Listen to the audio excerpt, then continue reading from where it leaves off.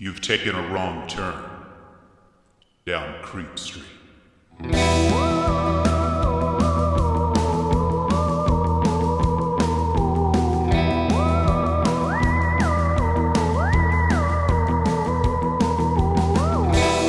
Citizens of the Milky Way, this is Maureen Bogey. And this is Dylan Hackworth. And you are listening to the Creep Street Podcast. Thank you so much for joining us. We really, really appreciate it. We can't tell you how much it means to us that you're taking the time out of your busy day to tune in. That's right. And to learn about the spooky and the scary. Absolutely. You can follow us on Instagram at Creep Street Podcast, Twitter at Creep Street Pod. We're on Facebook. We're on TikTok. We also have a Patreon if you are interested. We have some great monthly content that I think you will absolutely enjoy. That's right. And speaking of, Dylan, will you please give our Creep Street connoisseur shout out? Absolutely. Of course.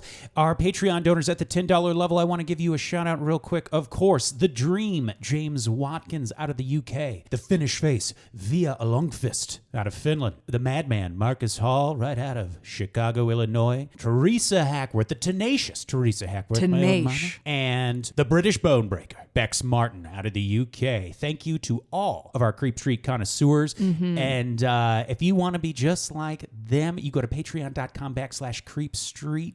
Podcast. Later this week, we're going to be recording a feature commentary for Evil Dead 2 that's going to go to our Patreon subscribers. I am so excited. So excited for that. So if you want to be a part of that, get on top of that. And I just wanted to give you guys a new update. Some of you guys might know that Dylan and I are getting married this Halloween. That's right. Very exciting. It's coming up really quick, but I can't believe I'm saying this, but there has been a snag. Dylan told me that if we don't get more 5-star reviews, he will call off the wedding. Uh-huh. He told me may I quote you? Yeah. He said, I won't hesitate for one goddamn second unless we get more 5-star reviews. And I mean it. Yeah. So guys, just for my sake, please, please, please remember to give us a 5-star review. Maybe, I don't know what the number Dylan is looking for, how many more reviews he wants.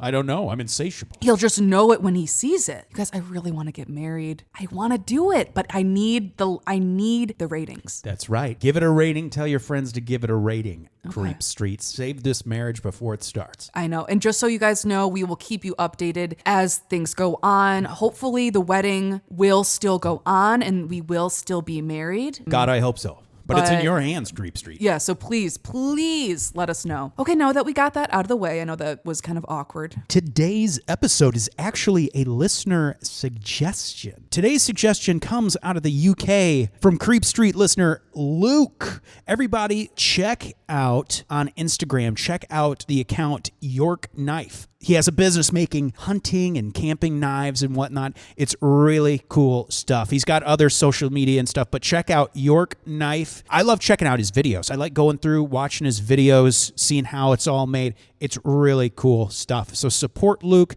Oh, man. Oh, boy, oh, boy, oh, boy. Luke has suggested Borley Rectory, the most haunted house in England. And he even told us, he said, Creep Street, if you do this, do it right. He flew in. He flew in and he said, if you two Yanks take a shit on Borley, remember, I'm a knife maker. No, he said that. He said it. So let's get started. Yeah, hope we do the dang thing. We are going to do the dang thing. Let me give a shout out to our source. Okay. For this episode, I read the Borley Rectory Companion, the complete guide to the most haunted house in England by Paul Adams, Eddie Brazil, and Peter Underwood with a foreword by Colin Wilson. Oh, this is very exciting. Shall we begin? I mean, yeah. So just so everyone knows, Borley Rectory, one of the most famous haunted houses in all of England. Yeah. And also, let's set up a few things. First of all, for people who, if you're living in the UK, you know this, but for anyone who's not, including myself, Borley is not just the name of the rectory and the church. Borley's the name of town. It's like it's like a, it would be like if a church here was called Chicago Rectory. And also, Rectory is where the Reverend and his family would live. Okay. The one in particular, what we're talking about, was built in 1862, which we will get to. However, Borley Church was built, they think, especially the nave part, the actual inner sanctum of it, might have been built in the 12th century. Oh my or in God. the 12th century. Oh, Jesus. And then okay, so this parts has been of it added on. So yes, this area has seen, and a lot of these specters they think came from times before this actual house was built right. on the land. Just so everyone knows, just want to preface that. Well, this it's is a been- very old church, almost ancient church. Exactly. Well, it's been a place of worship, Right, reverence, a place of worship, a place, a for place that has sacred centuries. for almost 1,000 years. Yeah. And that's got to do something, putting all of that energy into that space. And then, and who knows, maybe before it was a church, maybe it was some sort of space for whatever religion was going on before. Yeah, that's a good point. Who even knows what was going on there before the rector? I mean, God, this, all of the, such a rich heritage of Celtic, of paganism and whatnot. Really cool stuff that we will get into in future episodes. So you're right. Who knows what was going on there before? Mm-hmm. So now, as I said, Borley Rectory, as we know it today, was built in 1862 when Henry Bull was made the rector of Borley. Mm-hmm. And the second he got the job, he began work on erecting a home suitable for himself and his family. Now, while Borley Rectory, like I said, was built in 1862, it was built directly on top of where other buildings once stood. Okay. From 1807 to 1862, so in the decades leading up before this place was built, there stood a building there called Herringham Rectory, named after William Herringham, who was rector from 1807 to 1819, and was thus followed by one John Herringham, who was rector from 1819 to 1862. And even this building was built on top of the site of a former building. Oh, damn. So Okay. at this point, obviously the point is, we know Borley Rectory was notoriously haunted, but it's possible a lot of the stuff may have came from things before that specific building. Yeah. Right. Like I said, so you've got all these, and plus the church itself built is from the Middle Ages, so very, very old. And that's something that comes up. A lot of people think like, oh, why do ghosts walk through walls or things like that? You're like, what are they doing? And the kind of the thought is that I don't understand it exactly. And I'm sure there's lots of different factions of it and different details that people think. But essentially the idea is that the ghost or the spirit is acting within the floor plan that it knew of the time. That's really cool. I had never thought of that. Yeah. And so even though the building has changed and even is no longer the same building, that makes sense as to why there could be just like odd activity that doesn't make sense with, I don't know exactly where you're going to go with this. Well, no, but that is just something that comes up, Well, it also speaks to, you always hear about when a family moves in somewhere and they start renovating. That's when shit gets real wild. Totally. It's probably a similar thing. They don't like their shit getting moved around. Right. They're like, what is going on? They're like, the bathroom was here fucking yesterday. I just took a shit, and I mean a shit on the porch. Weirdly enough, there is evidence to suggest that before Rector John Herringham died in 1862, the rectory had been locked up and unused for several years. Oh, okay. Even stranger, it appears that Herringham still lived at the rectory despite it being locked up. Okay, so it was locked up, but it technically wasn't vacant. It's almost like he lived there because it was his job. He had to, but he didn't want anyone else to come around. Oh, maybe as a way of protecting people. Oh, fuck, that's scary. Yeah. Okay. Who knows? But I mean, obviously, they said there's just evidence to suggest that. I mean, yeah. So here's a brief list of the families that have occupied the rectory since its modern inception in 1862. Okay. So Henry Bull was rector from 1862 to 1892. Reverend Henry Bull Jr., his son, then became rector from 1892 to 1927. Reverend Guy Smith became rector from 1928 to 1929. And then Reverend Lionel Foister was rector from 1930 to 1935. Before Bull Sr. began erecting Borley in 1862, legends had already become well established in the surrounding area. Okay. It was said that there once stood a monastery at that very spot. As legend goes, a groom at the monastery fell in love with a nun who worked at a nearby convent, and she too fell madly in love with this man. They would meet up in the woods surrounding the monastery for their forbidden romantic endeavors. Oh, wow. For their rendezvous. Okay, this is hot. I'm into this. Finally, they decide to elope. Keep in mind, so this is the legend. Finally, they decided to elope. They privately arranged with another groom at the monastery to have a coach waiting for them so they could escape. Here, the legend deviates as to what actually happened. Some say the nun and groom had a dispute, which led to the groom strangling her to death, Oh, Jesus. for which he was later caught and beheaded.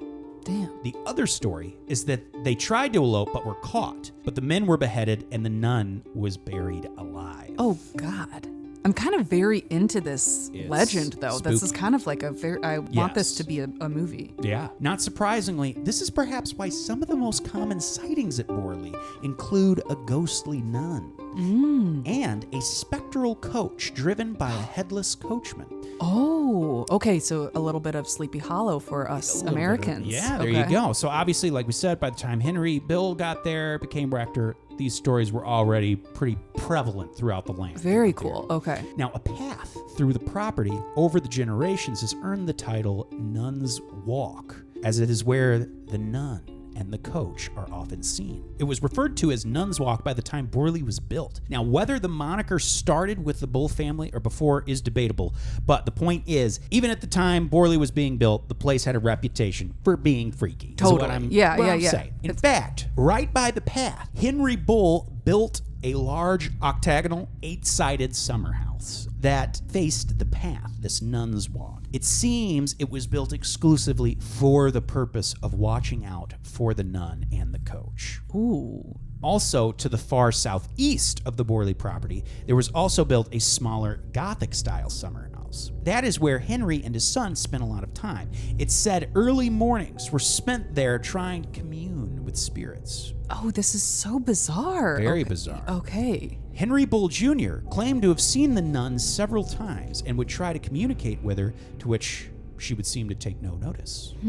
So now, we're going to take a deep dive, a little stroll through Borley, starting from the very beginning, era by era, starting with the Bull family. In a letter written in 1929 by a Mrs. E. Byford, who worked as a nursemaid at Borley in 1886, she wrote this in a letter talking about her experience. Much of my youth was spent in the Borley district, and my grandparents would never let me pass the building after dark. So you see, when Mrs. Byford arrived at Borley in 1886, the two Bull daughters had been staying in her room. Not 2 weeks into her stay, and Mrs. Byford would repeatedly be awakened at night. She would be awakened by the sound of slippered footsteps out in the hall. Oh, weird. They would approach her door, yet no one would enter the room. And no other maids working there claimed responsibility. They would either be in a different part of the house completely or Right, whatnot. right. Another person who claimed experiences was a former schoolmate of Henry Bull's at Oxford, a Mr. P. Shaw Jeffrey. And Jeffrey would visit his friend Henry at Borley often. Now, we know he was there specifically both in 1885 and 1886. When he was there, stones would fall from the ceiling randomly, and objects would move by themselves. Think Jeff. Yeah. Jeff, the poltergeist of Dalby, Yeah. chucking stones like a little bastard. And also, they claim to have seen the nun many times and heard the rattle of the phantom coach going by. Obviously, the phantom nun is sort of the star of the show. Yeah, that's for sure the scariest one. She's kind of the headliner of Borley, essentially. Yeah. Hell yeah. Sightings of her are innumerable. One of the most prominent came in the year 1900. This story was often recounted by Miss Ethel Bull herself. The sisters, Ethel, Frida, and Mabel, were returning home from attending a local party on the evening of July 28, 1990. As they entered the gate and approached the home, all three of them noticed the figure of a nun, robed in black, head bowed, walking, almost gliding, Oh my gosh, this is so fucking scary. down the Nun's Way path.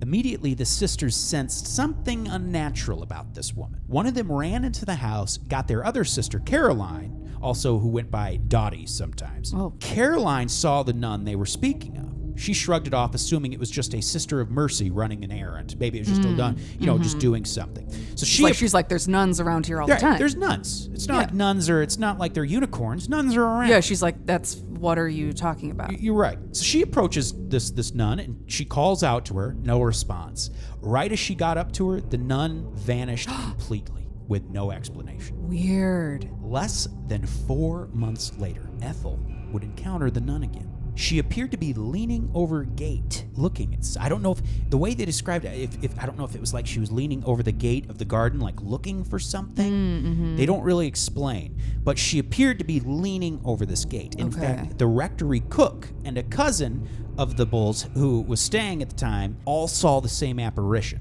at the same time. So Wow, it wasn't okay. just one person, they had other people. Multiple people in different angles seeing the same thing. It wasn't even like they were all standing together. They just happened to see, Yeah. So going forward in time a bit, a gentleman named Edward Cooper was employed at Borley Rectory from 1916 to 1920 as the gardener and coachman. He lived on the property with his wife in the rectory cottage, and it wasn't long until things started going bump in the night for the Coopers. That makes sense. Okay. So, Mr. Cooper asked his wife if she heard any strange voices around the home, or perhaps the sound of footsteps, like someone tiptoeing around in the loft above their bedroom. Well, Mrs. Cooper thought it was probably just vermin of some kind, just playing around up there in the loft, So in broad daylight, they did a deep search of the loft, found nothing. Soon, however, Mrs. Cooper would hear what her husband was hearing. Footsteps, voices. She realized there really was something weird going on there at Borley. Yeah, like they did a full search. And Yeah. maybe the footsteps, you can like convince yourself that it's just the house, maybe. But the voices, for me, that's when it's like, dude, I can't. Exactly. What could that be? Exactly. So one evening, Mr. Cooper walks in and he asks his wife if she ever happened to see a Sister of Mercy walking around the premises at Borley. Mm-hmm. She said she hadn't, and Mr. Cooper explained that he saw what appeared to be a nun exiting out the back of Borley and making her way to the road. He sensed immediately that something was strange about this woman, so he quietly followed her. When he got within some yards of her, she vanished. He lost her because he was like, where are we at? She just like disappeared. So the two just kind of brush it off. They assume the nun was probably just a local nun who had some business at the rectory. Right, running errands, dropping off stuff. They do a lot of charity work, all that stuff. Nuns are around. Right. They work. They work. They're working gals. Yeah, they work. they got shit to do all the time. They're They busy. do. But not long after, Mr. Cooper caught sight of the strange coach again. It was old-fashioned, drawn by multiple horses, and had two lamps hanging above it. The strangest part was it made no sound whatsoever.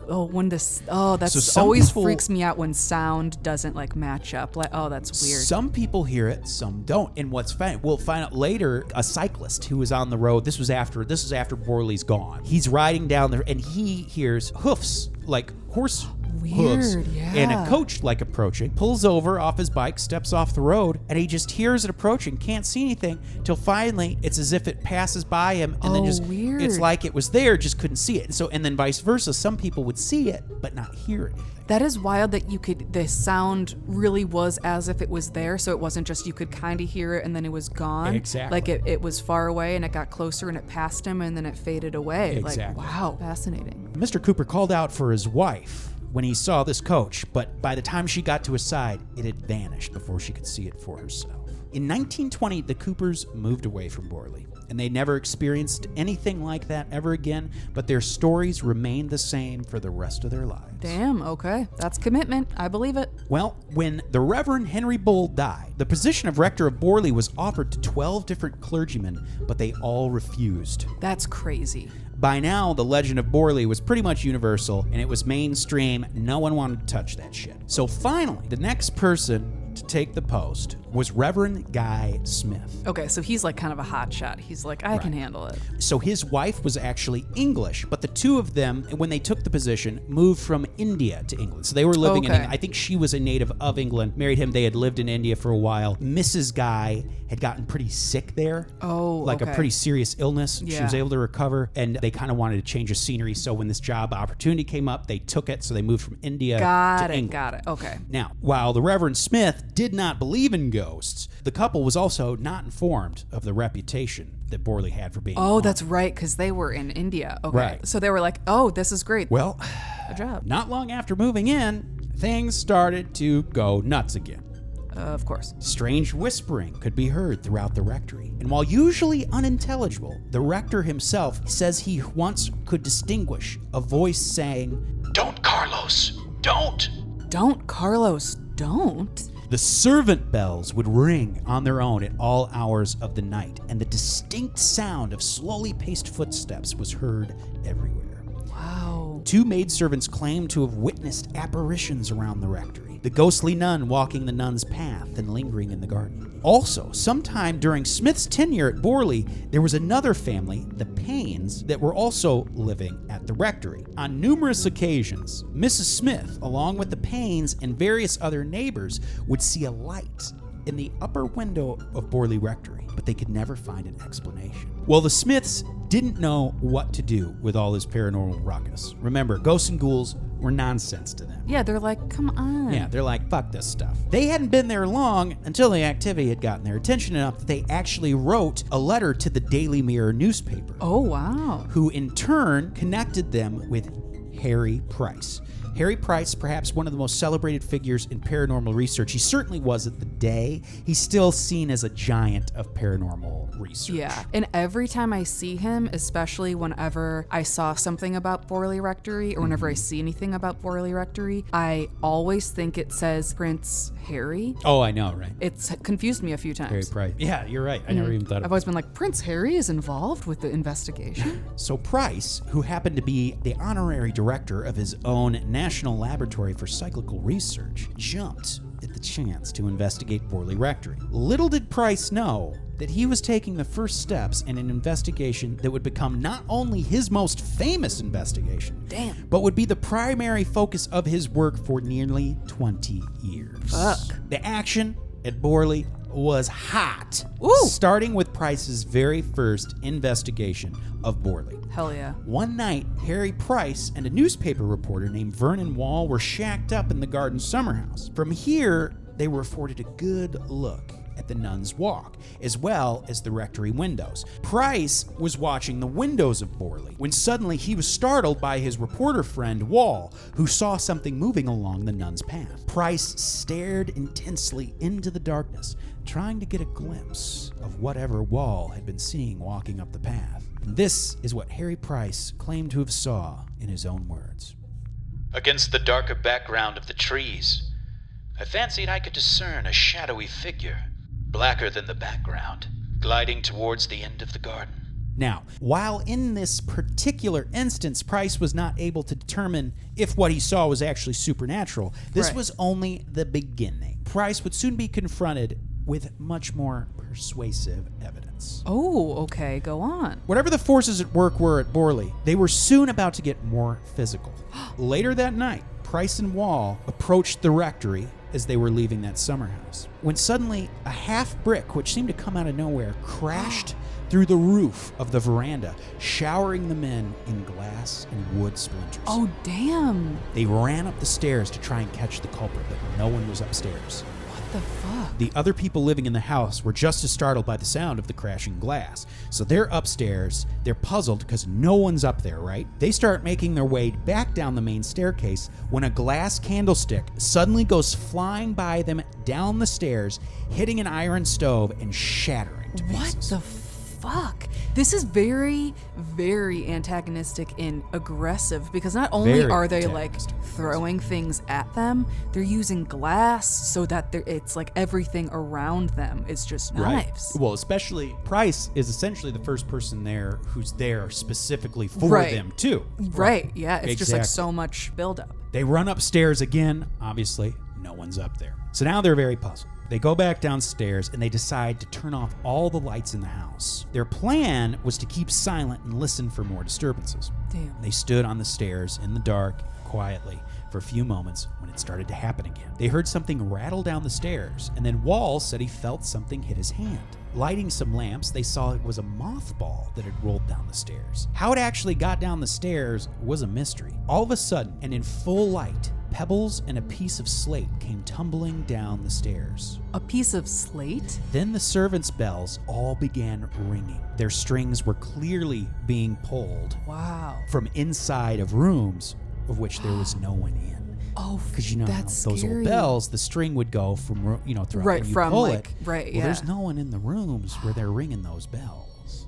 Oh, that just like makes my heart feel weird. That's so scary. And they can see the string tugging. Right. So it's like it's not just the bell is being like flicked. It's Right. The actual Someone string is pulling is the being string, pulled. but there's Yeah. no one in the rooms where those strings are. That's scary. Finally, the keys that were stationed in their locks on doors, they would leave the key right in the lock. So they started to just fly out of the lock, like something was pushing them out of the locks. Oh, so they're like, get the fuck out of here. Right. In the early hours of the following morning, Harry Price and his team would conduct a seance in which various sounds, whispering, and tapping was heard. Well, when the Smiths finally moved out of Borley Rectory in 1930, the grounds would remain vacant for 6 months until it was occupied again. But in October of that year, Borley found its new rector, a Reverend Lionel Foister, who was a cousin of the Bulls. Oh, wow. Foister, along with his wife Mary Ann and their 2.5-year-old adopted daughter Adelaide,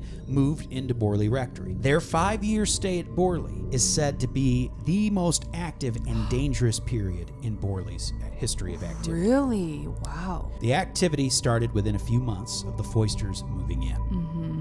And perhaps why the Foister era of Borley is known as the most active, part of the reason maybe, is perhaps because the Foisters were not shy about sharing their experiences. Lionel Foister was soon keeping a very in-depth record of all the weird stuff happening at the rectory. Often he'd send out newsletters to family members, keeping them updated on all the creepy shit going on. So much of what Foister recorded, like we said, is what you'd expect. Whispers, breaking glass, footsteps, shadows, etc. Much of what was experienced by the previous occupants. That was until things got a little more heated. Okay. Strange smells began to appear. Mysterious fires would start. Oh, damn. And even messages would be found, scrawled on the walls and on scraps of paper. Oh, okay. When it's on scraps of paper, that scares me so bad. For some reason, the fact that they can contact the physical building doesn't bother me as much as like they're able to conjure a pen. Exactly. You know what I mean? Oh, fuck, that's scary. Exactly. And there even began to be incidents of physical assault. Edwin Whitehouse, a neighbor and friend of the Foisters, would support all these claims, such as the fires, the messages, etc. Right.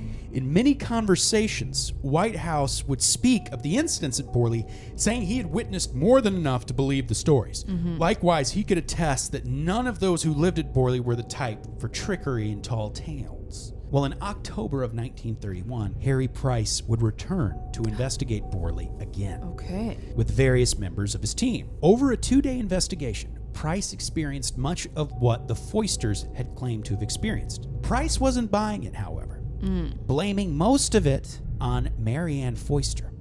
In fact, because like we said, the Foisters were not shy about sharing. Right. Various neighbors supported them, some didn't. Some were like, I'm sure, like, you're just doing this for attention or whatever. Yes. A Sir John and Lady Braithwaite, who were neighbors, believed that most of the craziness going on at Borley could be blamed on hysteria. Needless to say, Lionel Foister would not have an ill word spoken about his Mary Ann. Okay, good. And Foister and Price parted on bad terms. Oh, damn. Price would never feel welcome at Borley again until after the Foisters would move away. In fact, in a letter that Harry Price wrote to Reverend Guy Smith, he stated, "Some curious things have been taking place at Borley during the last 12 months. 2 or 3 of us went down a few weeks ago. Bottles were thrown at us, ink mixed with wine, etc. I formed a conclusion as to who was doing these things, but of course we had no proof. I should like to go down there again, but the Foisters will not permit it." Regardless of Price's feelings on the matter, though, strange shit was still happening at Borley. During the Foister stay, exorcisms were performed. Mediums and spiritual groups had all come in and tried various different rituals and whatnot to try and take care of this issue. So yeah, they kind of approached it from a few different angles. They're like really trying to figure this out. So the ghost of Harry Bull was seen numerous times by Mary Ann and their daughter Adelaide, apparently. So this is the original rector from 1862. Often they said he would be dressed in a plum-colored dressing gown, like his pajamas. He had these plum-colored pajamas. Yeah. Foister would keep extensive notes of what his family experienced in their 5-year stay, and they would be actually the last people to permanently live at Borley Rectory when they left in 1935. Wow, okay. Borley Rectory was soon combined with the nearby parish of Liston, and when Reverend Alfred Henning became the rector in 1936, he chose the smaller and more convenient Liston as his home. So he was still Borley of Rectory, but he lived at the other place. He didn't, right. Hearing that Borley was vacant, Harry Price would write to Henning asking permission to carry out further investigations. Henning agreed, and Price would rent Borley for 12 months. This era of Borley history is referred to in the source as the Harry Price tenancy. Oh. This was one of the very first long-term immersive paranormal investigations. Oh, cool. So the first order of business was to convert a room at Borley into basically a center of operations, like an HQ, essentially. Oh, cool. They got to work setting up the house in the right way so they could best monitor everything. Obviously, 1936, they can't just put security cameras all over everything. So, like, for example, they would do this thing called ringing. They would take, like, chalk, like if you had a glass sitting on a table, they would draw a circle around it, and then if at any time it was out of that circle, they would know something had moved. Oh, cool. And they did this. They took a stock of just everything in the house. A litany of phenomenon was recorded. Whispers, knocks, footsteps, moving objects, the huge. Now, between May 1937 and May 1938, over 70 people would spend time at Borley, mostly on weekends, and almost all of them would come away with their own experience. Okay. Many seances were also conducted as a way of learning the identity of the forces residing at Borley Rectory. That's what I want to know. Like, I need to know what's going on. Occasionally, the team would come into contact with a specific entity during seances, a nun by the name of Marie Lairre, spelled Lairre. So sorry if I mispronounced that. She told them she had come to England from France in the 17th century, but was murdered. Oh no. And so who knows if this is the nun. There's also thought that the nun could have been a nun from the Middle Ages, from like the 1300s, so or the 1200s. We don't know. So yeah, so it could be this nun, it could be, I'm sure there were a lot of nuns. It could be multiple nuns. Exactly. So a family by the name of Glanville was staying at Borley, happened to bring their planchette with them. Think Ouija board. Okay. On March 27th, 1938, the Glanville family was conducting a seance, and they were using their planchette when they received a message. The entity called itself Sunix Amures, spelled Sunexamures, and stated that the spirit stated that Borley would burn down that very night at 9 p.m. Oh. And it said that the bones and various other proofs of the hauntings would be found in the ashes. Fuck. Well, nothing happened that night. Okay. But exactly 11 months later, on February 27th, 1939, a lamp would fall from the wall in the hallway, starting a fire that would completely gut the building. So the guy just got the date wrong. That whatever the spirit was got it wrong by 11 months. So kind of a big error, but still got exactly what was going to happen. Exactly. Now, at the time of Borley's burning, the property was owned by a Captain William Hart Gregson, who had bought the rectory in December of 1938. Before the fire, Captain Gregson and his 2 sons reported many strange things happening. And as the flames ripped through the building, Borley locals and the police constable would claim you could see figures walking in the flames in the house. Weird. So numerous excavations have been performed on the grounds of Borley Rectory.